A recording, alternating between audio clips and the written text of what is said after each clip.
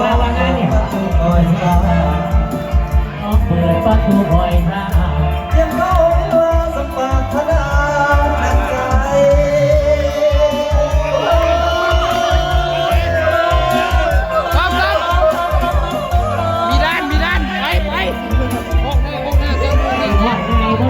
ออกหน้าเซียวออกหน้า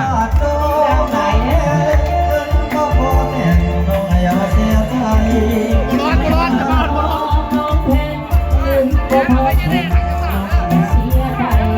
ได้กันแล้วแต่มาแทนได้กันแล้วสิหามาแทนให้หากมาพบเท่าใดอยู่ก่อนพอที่ดังเลยไม่เท่าเดิมกินก้อนหอมหลังเลย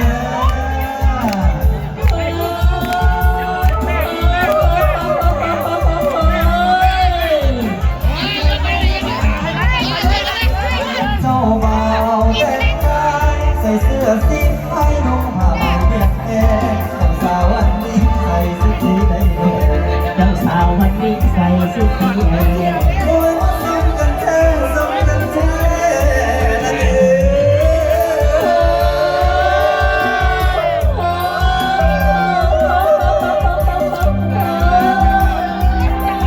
สวัสดีสาวจะมาลองรำกัน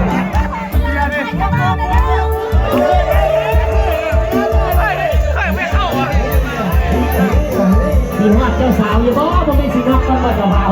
คือมันหลายล้านนัดไปโลดประมาณเช้าแบบคิดไว้ตายรถเขาไม่เข้าบ้านเนี่ย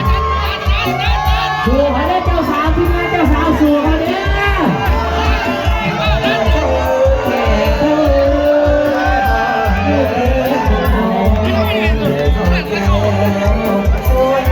ประตูมีสมุนดีบุญดีและทุกแก่พอพากันให้ลุกไปทีมงานจะเบาดักใหญ่ก็เอาดักดังมากดักดังมากโอ้ยดักเจ้าสาวดังเกินโอ้ยยังบ่ฮอดยังบ่ฮอดตัวน้องเพลินน้องแต่น้องไม่เอาเสียใจ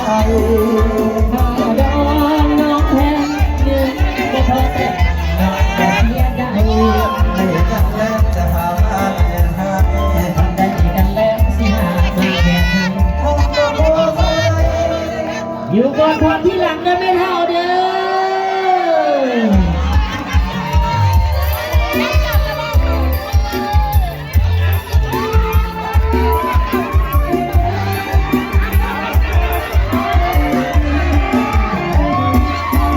กินเลี้ยงน้องอันนี้ทำเขาออกอย่าไปทำมันเลยนะแล้วมันนอนนอกมีคนเขาบอกอย่าไปทำเลยนะเธอต้องกินน้ำนอนหน่อยยังไม่ได้ลูกเคยจะกินน้ำนอนไว้ต้องกินเห็นใจละลูกโตพอแล้วบ่ทีมงานจะว่าด่างไงพวกเราด่างมาเลยยังบ่ฮอดแกปั๊บก่อนดิแกปั๊บก่อนจำบ่ดิจำบ่จุบพร้อมจะเสียตังค์ก็เสียสองเมื่อเสียปันไว้เวลาไปที่โดดในห้องทรายเด้บ่มีโอกาสที่เขานี้เราไป